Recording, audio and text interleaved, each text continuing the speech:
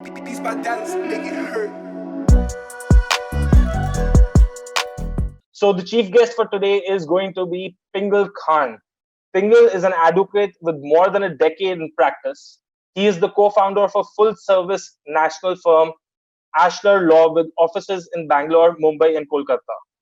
He and his firm have been associated with AVI from its inception in its advisory and representative capacity.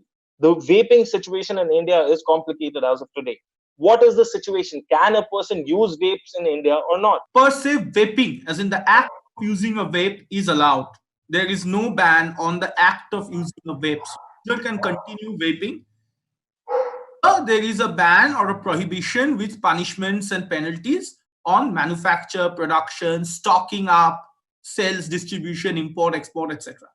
So basically, any commercial activity related to vaping is disallowed, prohibited with penalty and even imprisonment.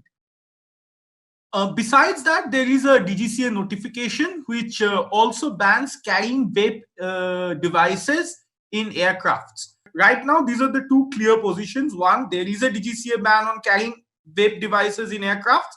And two, a user of vape can continue using it at his personal level. However, a trade or a commercial activity related to vaping, and I'm trying to use it as a broad word, broad term, is prohibited. These bad dance make it hurt. So is there any qualification for how much I can store for personal use? First and foremost, typically, when an act comes in, an act not always brings out thresholds in itself, in the draft of the act itself. However, it empowers authorities to then come up with thresholds, which are normally brought about through rules or notifications. In this case, none of that has happened. So the statute ends up by saying you cannot stock.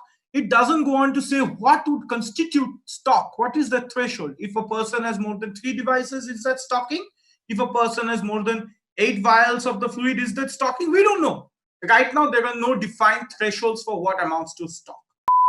One thing that needs to be clarified to everybody right now in India who is vaping, who has been vaping, is that vaping is not an offense. You are not an offender if you're vaping. So there should be no fear in your mind about that part.